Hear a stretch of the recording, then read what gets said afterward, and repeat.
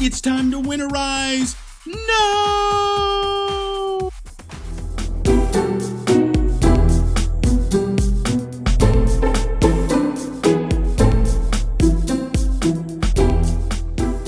Hey everybody, David, aka RVJedeye, and the time has finally come.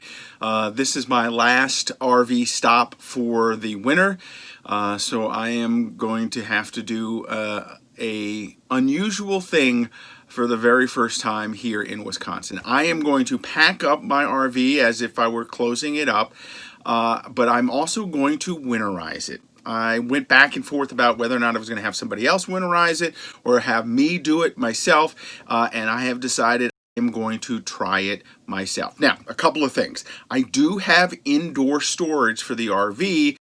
There's no heat in the storage unit, but at least it's going to be inside and protected from the snow. Second thing, I did winterize the RV last year when I was in Florida because I was putting it in storage. As I was going over how I did it, looking at some more YouTube video and rereading some stuff, I forgot one big step. Yes, I poured the antifreeze into everything. I blew out the lines. I thought I did everything correctly, but I realized I didn't siphon and pull the antifreeze all the way through the lines. It was a big important step that I left off.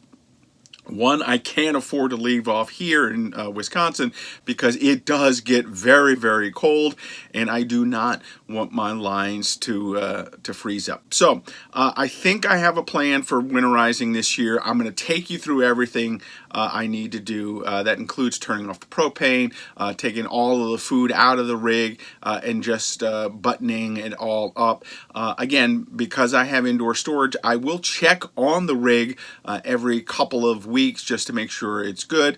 I will take the battery and unhook the battery so that it doesn't drain, and then again just check it every couple of weeks, make sure everything's going all right. And I do have stuff to prevent mice because I hate rodents, so I have some dryer sheets and peppermint, which worked extremely well for me last time.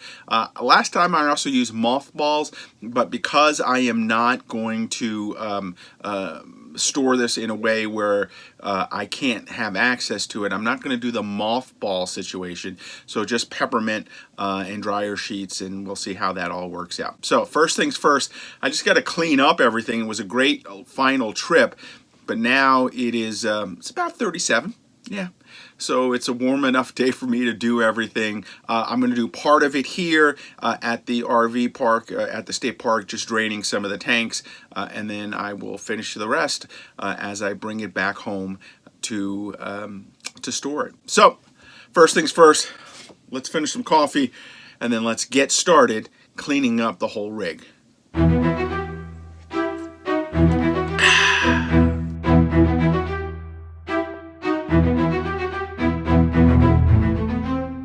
Getting the rig ready for storage just basically means taking everything out that I would normally leave on a regular basis, all the sheets and everything, the towels, and then cleaning out all of the food in the rig. You want to make sure you take everything out. You don't want to leave anything in there that rodents could get access to.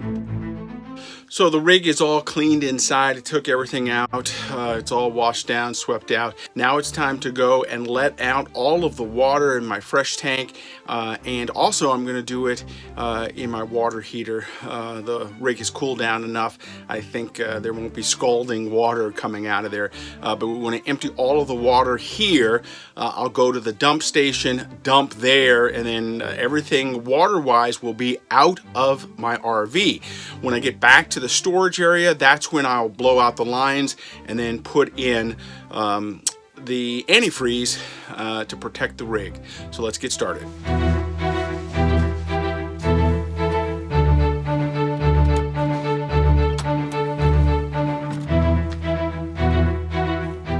Now in my RV, in the back where I have the hoses for the water, that's where my water release valve is. You just want to turn that up and let all of the water drain out of your tank.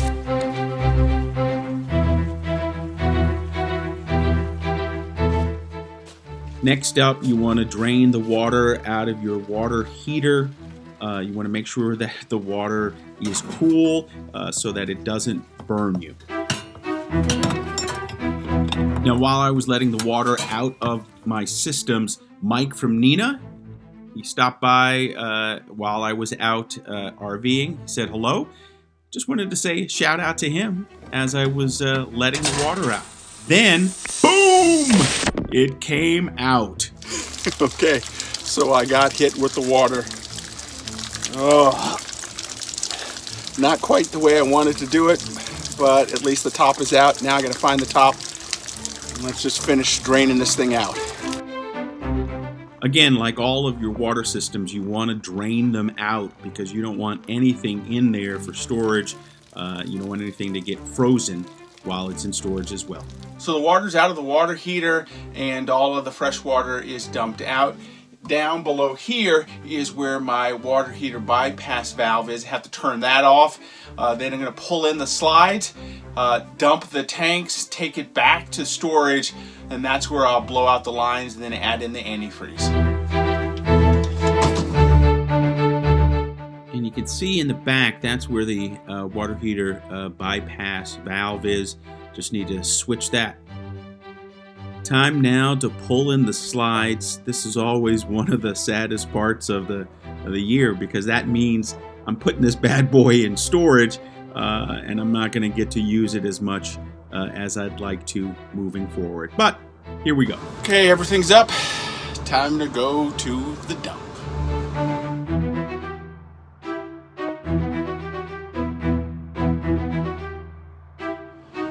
All right, all dumped. Now time to go back to storage where we'll blow out the lines and add the antifreeze.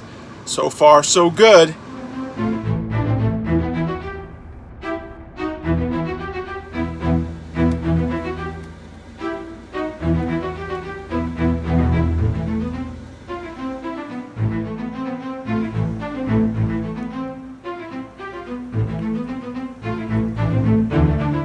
So I'm back at storage. Now I'm going to get my car out and then unload everything that I need to take back home into the car before I finish up the winterization process with the RV.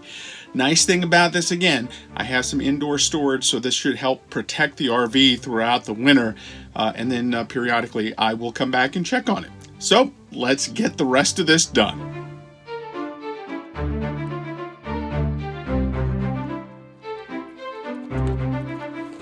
So it's now time to blow out the lines. I'm going to start by going through all of my faucets and things like that. Just turn them on, make sure there's no water in there.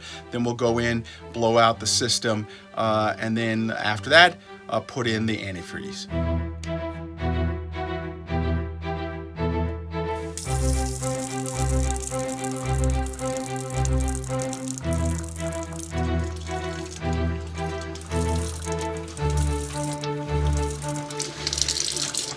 A lot more water in the lines than I thought. It's a good thing we're doing this right now.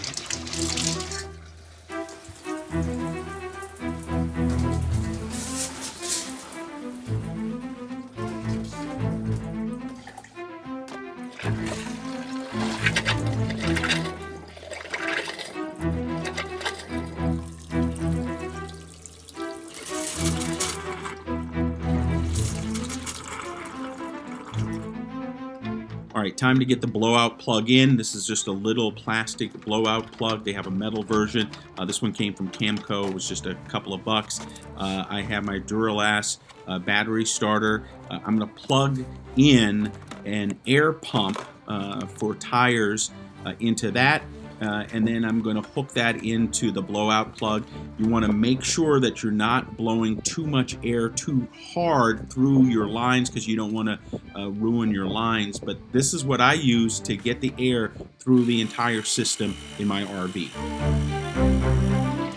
It sounds like it's working. We're going to keep going and then check all of the faucets in the rig to make sure air is blowing through.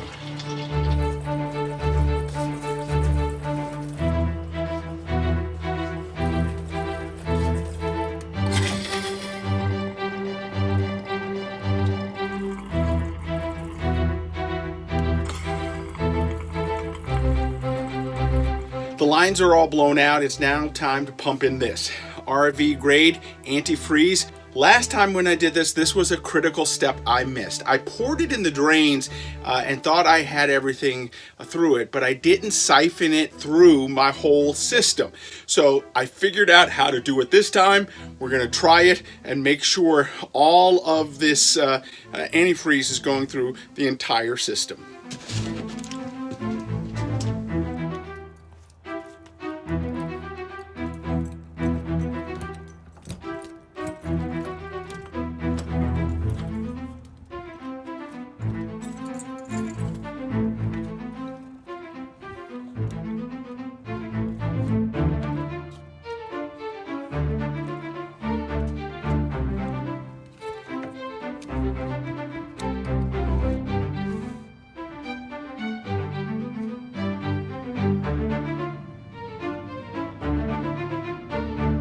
Okay, I think I have it right.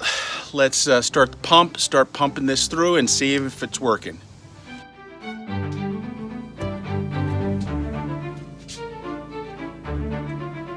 Okay, rookie mistake. I thought I just put this in, but I have to take this off because that's the top. So let's do that. Top off the siphon hose. It's now time to try and bring the antifreeze all the way through the RV. All right, this time I think I have it. Let's try it again. Let's turn on the pump. Let's see if the antifreeze is going through.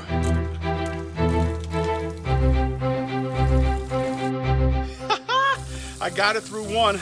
Let's check the others.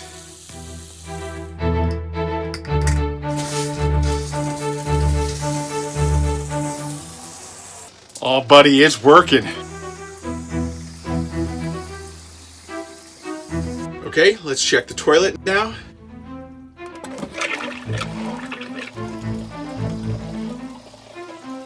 Good with the toilet, down the sink.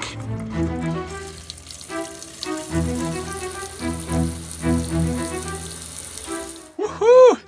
I got it going. So the RV antifreeze is going through all of the lines. I'm gonna take the last bit of it and pour it down the sink traps to get it into the P-traps just to protect it. And then it's the last step, which will be putting out dryer sheets and peppermint stuff to keep any kind of rodents away.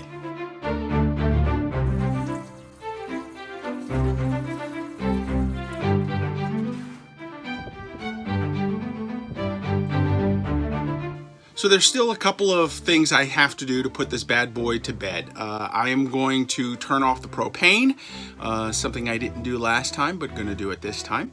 And then the other thing is putting out stuff to help avoid rodents. Last year when I stored my RV in Florida, that was the one thing I was really nervous about, but luckily nothing happened.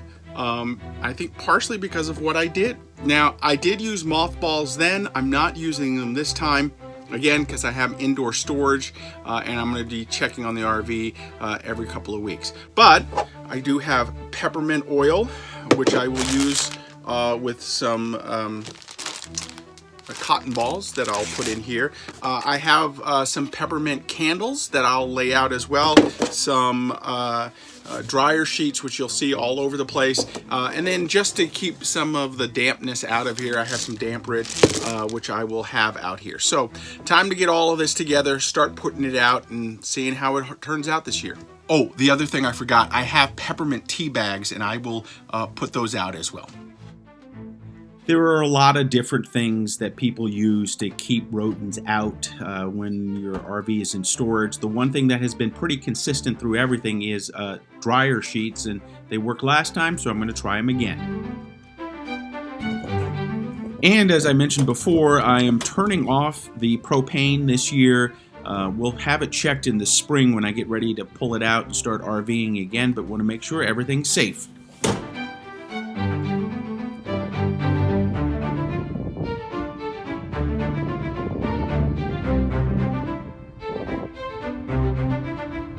So that's it. Everything's winterized. About to drive the RV in and shut her down. Oh, can't wait to get back out again next year. Hey, that's going to do it right now for me. Make sure you follow me all over social media at RVJedeye, and then of course you can follow me on my blog at RVJedeye.com. Get out there, RV, like me, start dreaming about next season, because you'll be out there sooner than you think. We'll see you.